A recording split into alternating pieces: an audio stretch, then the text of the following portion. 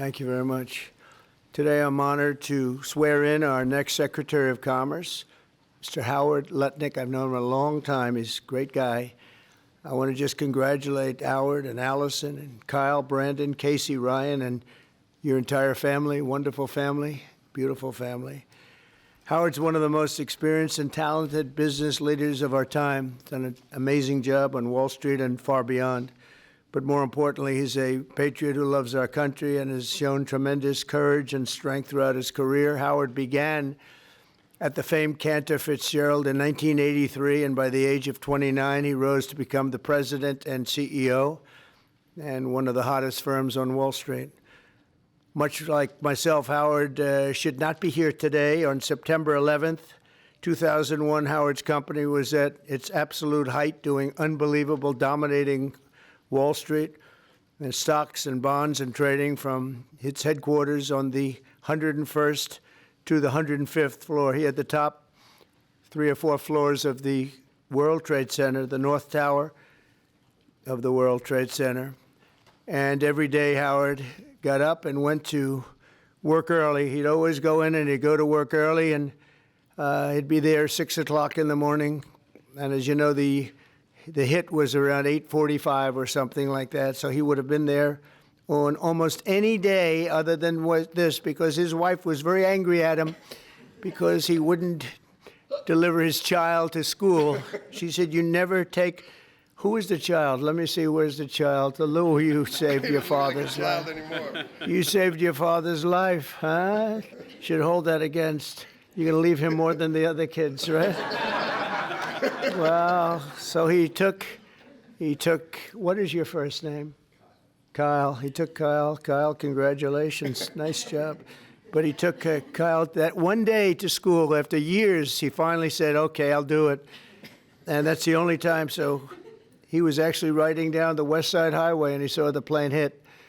And it's an amazing, and the rest is history. And your brother was in there too, I think, right? Yeah. And it was just it's a big story. And every single Cantor Fitzgerald employee who was at work that day lost their lives, which was almost 100% of the company. And Howard lost more than 650 friends because they were all friends. They had a really well-unified, just highly respected company, a lot of talent in that company. But the employees, loved ones, including his brother and best friend, and most people would have been defeated. They would have probably gone on to not too much. But Howard rebuilt the company step by step, and as he did it, he gave a tremendous amount of the profits and other things to the families of his colleagues who were killed in the World Trade Center on that horrible day.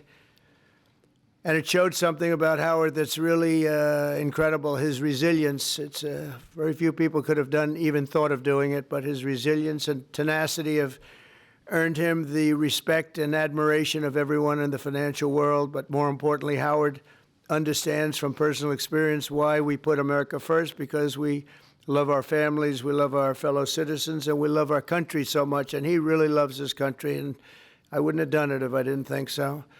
And he's got so many friends in New York and Wall Street and elsewhere, and he has he's a relationship person, and they're always the best, and he's the best at it. As Secretary of Commerce, Howard will work tirelessly to protect our workers and our wealth and grow our economy into the strongest in the history of the world. You know, when he rebuilt the company, it actually became much bigger and much stronger than the original company, which is almost impossible to do. It became hotter than even the original Cantor Fitzgerald. But he's going to be unmatched as an emissary working to get jobs and investments. And his favorite word, and I'm going to move him down to 4th favorite word. First is family, love, God. Not necessarily in that order, by the way. I think let's put God first. All right? We'll put God first. You know why? Because we don't want to take any chances. No. That's why. But I did that once. I said I put tariff as my favorite word. Well, and the fake news went out, and they really got me, I'll tell you. They said, what about God, family, relationship, a couple of words, and I said, you're right. And so I made it now my 4th favorite word, and Howard, I think, you'll go along with me, number 4, maybe even number 5 or 6. But he really understands something about business, and we have been called by so many companies. Yesterday we had Tim Cook of Apple in, who's going to invest hundreds of billions of dollars in the country because of what we're doing. And we have many, many companies, too many to even mention. They're coming roaring back into this country. And it'll take maybe a little time, but not that much time. You're going to see things that you've never seen before at a level that you've never seen before. And Howard's going to lead that charge, and he'll help oversee the tariff and trade agenda along with many other things. We'll soon impose reciprocal tariffs because that means they charge us, we charge them. It's very simple. Whatever a company or a country such as, let's say, India or China or any of them, whatever they charge, we want to be fair. So reciprocal. Reciprocal meaning they charge us, we charge them. We haven't done that. We've never done that. We were getting ready to do it until COVID hit. We had the greatest economy in the history of the world, and we were just getting started. But the tariffing is going to be very interesting. Howard's going to be in charge of it, and I think you're going to see jobs and money flowing into the country like never has been seen before as we reduce inflation, unleash energy, bring down costs, bring back manufacturing, and lead the world in innovation. Families will flourish and opportunities will skyrocket. We will skyrocket like people haven't seen. It's going to be a really big thing, and I wouldn't feel the same confidence if I didn't have this man on my left. And even though he spent a little bit of his time in life as a Democrat from New York, I'm okay with it because I knew him during his Democrat days, and that's okay. But I just want to say that he is going to help very strongly make America wealthy again, make America great again, and there's nobody that can do the job better. So, Mr. Secretary of Commerce, I just welcome you aboard. There's nothing you can do so big as this. There is no deal you can do that's bigger. Every deal. That's why you can never go back into business because it seems like small potatoes, no matter how big it is, including even Cantor Fitzgerald. It's all small potatoes compared to what we're doing now. So it's a great honor to have you and your family aboard. Thank you very much, and thank you very much in particular. Thank you very much. Thank you.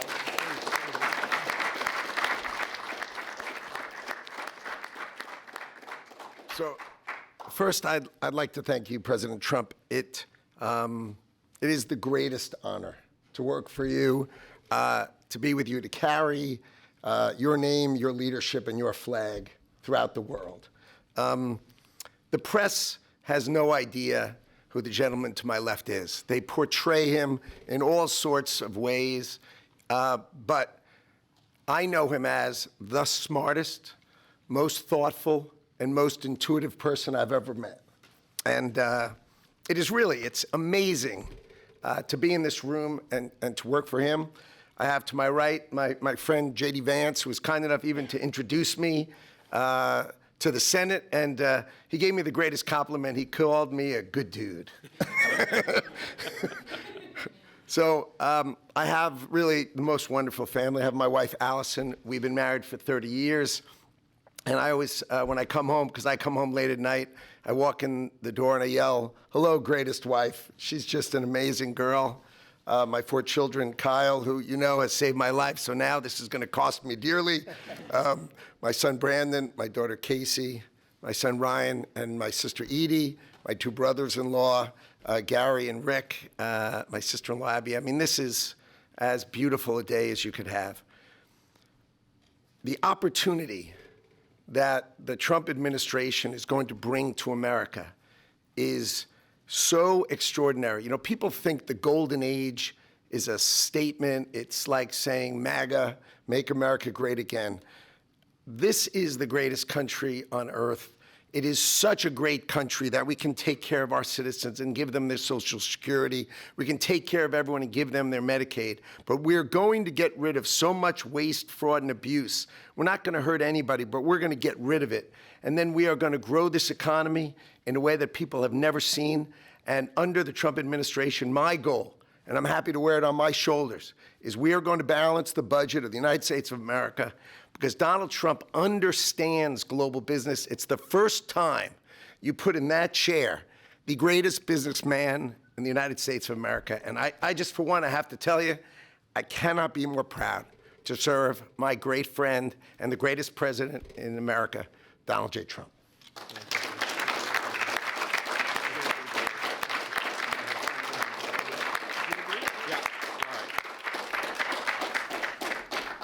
So now we get to swear Howard in. Now, we need the actual. We need to sign the commission first. Sign the commission first, okay? Mr. President, we're going to sign the commission first. I can't swear him in, I guess, until you sign the commission. Yes, sir.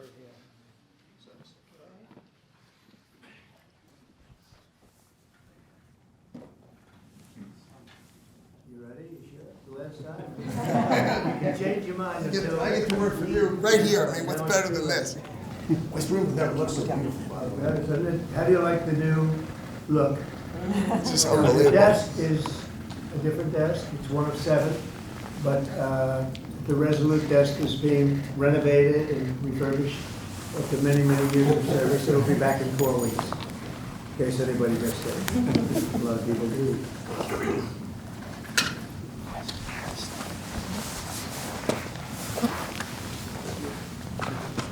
Okay, you're in.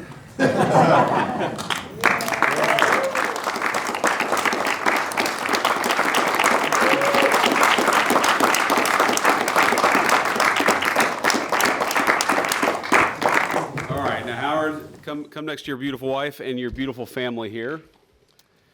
Put your hand on the Bible, raise your right hand, and repeat after me. I, Howard Lutnick, I, Howard Lutnick, do solemnly swear do solemnly swear that I will support and defend the Constitution of the United States that I will support and defend the Constitution of the United States against all enemies, foreign and domestic, against all enemies, foreign and domestic, that I will bear true faith and allegiance to the same, and I will bear truth, faith, and allegiance to the same. that I take this obligation freely I will take this obligation freely, without any mental reservation without any mental reservation or purpose of evasion, or purpose of evasion, and that I will well and faithfully discharge and I will well and faithfully discharge the duties of the office on which I am about to enter. the duties of the office in which I am about to enter. So help you God. So help me God. Congratulations, Mr. Secretary.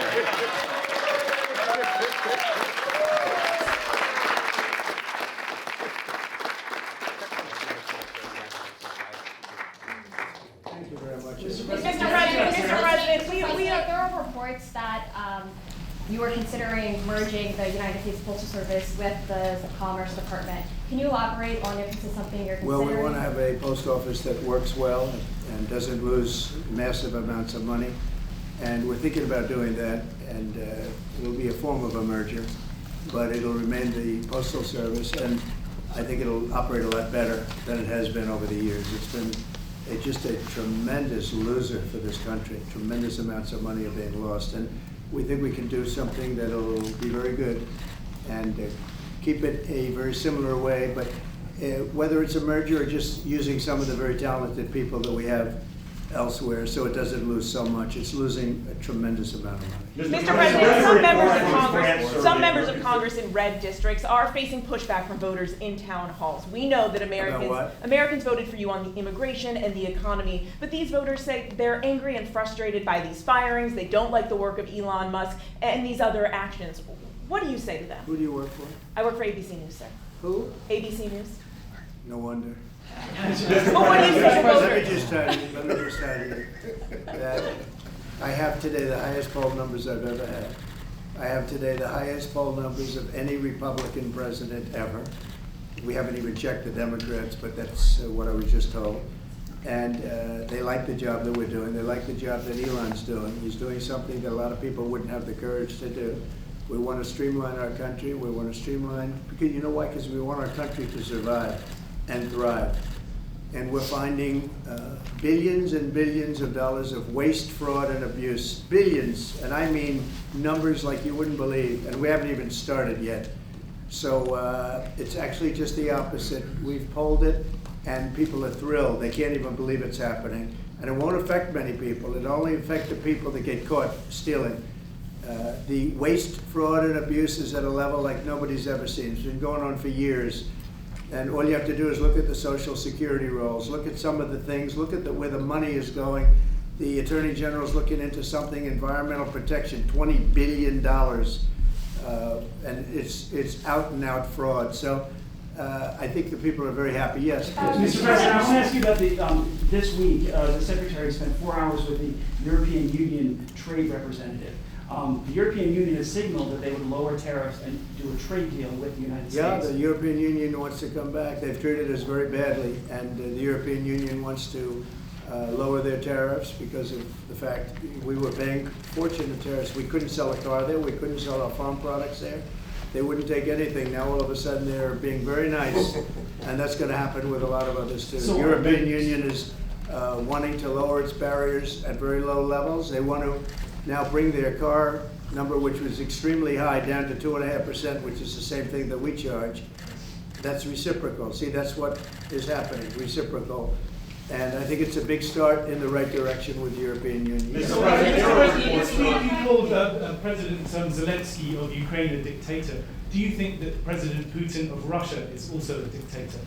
I think that President Putin and President Zelensky are going to have to get together because you know what? We want to stop killing millions of people. You have young soldiers being killed. If you saw the pictures that I saw of the battlefield from satellite, you've never seen any pictures like that. Soldiers are being killed by the thousands a week, thousands of soldiers a week. As we speak, they're being killed. That's why I want to see a ceasefire and I want to get the deal done. I think we have a chance to get the deal done. I had to make sure that Russia wanted to do it. It's a war that would have never happened if I was president, but it did happen. So I got stuck with it, and I want to stop people from being killed. You know, it doesn't affect the United States very much. It's on the other side of the ocean. It does affect Europe, and we've put in 3 times more money. We're in for 300 billion, they're in for 100 billion. And you know, Europe is also doing it in the form of a loan. Biden just gave them money. There was no loan, there was no security, there was no anything. So we're going to either sign a deal or there's going to be a lot of problems with them. So we're going to sign a deal to get security because we have to do that. We're spending our treasure. They're spending their blood. They are. And they're very brave in, you know, in every way you can imagine. But we are spending our treasure on a country that's very, very far away. And it's okay, but we have to be treated the same as Europe is being treated. Europe gets their money back. Europe is basically giving nothing because they get it back in the form of a loan, and it's a guaranteed loan. We don't get our money back, and we're losing. I mean, we don't want to do that anymore, so we're signing an agreement, hopefully in the next fairly short period of time, that will assure us that we'll get $400 or $500 billion back. We're in there for $300 billion. Now, one other thing. Europe is at 100. We're at 300. We think it has to equalize. In other words, they have to come up with more money because it has a big effect in Europe. It doesn't have much of an effect on us because we have a big, beautiful ocean in between.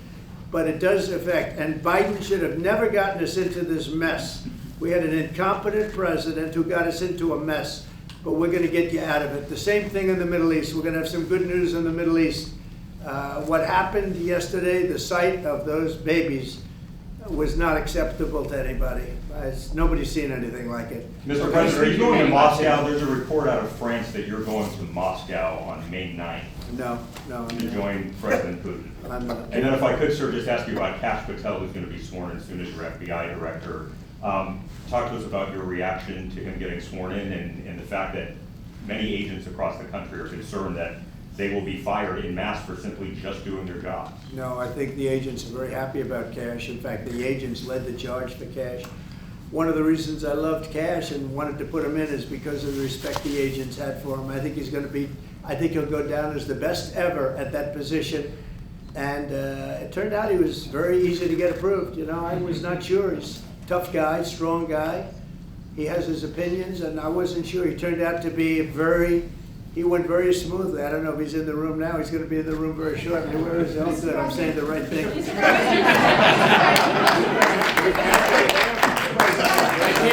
can't speak too badly about him. I better be careful. I will say this about Kash, and Howard understands this. One of the reasons that I wanted him is because the agents love this guy, and they respect this guy, and this is what they wanted. And even somebody like Trey Gowdy, who's a very good guy, but known as somewhat of a moderate person. He came out with a statement that was so incredible. He said, Kash is an incredible person. People don't realize it. When he said that, there was no doubt left. It was really a big statement made by somebody that's respected and on the moderate side. And I will tell you, I think cash is gonna go down as maybe the best ever when it's all said and done. So I'm glad he's willing to do it. Thank you, Cash. Cook, a little bit more, you talked Say about- what? Can you speak a little bit more about your meeting with Tim Cook? You said that he was going to invest hundreds of billions of Yeah. dollars. Is there specific projects that he spoke to you Yeah, about? yeah, And all like, over the what were country, those? all over the country. He's gonna start building. He doesn't wanna pay tariffs, and he's gonna start building, but very big numbers. You have to speak to him. I assume they're gonna announce it at some point, but very big numbers. He was here yesterday. I met with him at length, and Apple is coming here with tremendous dollars. They're gonna be spending a lot of money in the United States, more than they've ever spent by a factor of probably 10. You were reporting that you were signing a memo later to counter digital service taxes. Well, will you speak, I mean, what are you doing, reading it? Yeah, Can't my you just say question. it without having to read it? My question? Yeah. Oh, sure. Bloomberg, we're reporting that you're expected to sign tariffs or a memo later on tariffs on digital taxes. Is there any idea how high you might go with We are going to those be tariffs? doing that. Digital, what they're doing to us in other countries is terrible with digital, so we'll be announcing that. Are we signing it maybe today? Today. How high And would we'll you be, go? so we'll talk about that in a little while. Couple of minutes. Mr. President, Are you gonna put the secretary in charge of the postal service? He's gonna look at it. He's got a great business instinct, which is what we need. And he'll be looking at it, and we think we can turn it around, but it is the Postal Service. I mean, we're leaving the Postal Service, but we're losing so much money with the Postal Service, and we don't wanna lose that kind of money. So the secretary, and some others that have talent, that kind of talent we'll be looking at. How close are you to a minerals agreement with Ukraine, Mr. President? What? How close are you to striking a minerals I deal think we're with pretty Ukraine? close, yeah. I think they want it, and they feel good about it, and it's significant, it's a big deal. But they want it, and it keeps us in that country, and they're very happy about it. But it's, we get our money back. This should have been signed long before we went in.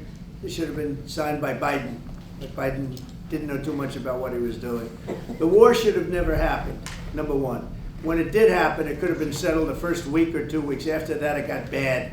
It got really bad. But it should have never happened, and it should have been settled, and it could have been settled very easily at the beginning. Now it's tougher, but we'll get it settled. Germany has elections on Sunday. What are your thoughts? What do you expect to happen in the elections on Sunday? Who has elections? Germany. Oh, Germany. I wish them luck. We got our own problem. Thank you, press. Thank you, press. Thank you, press.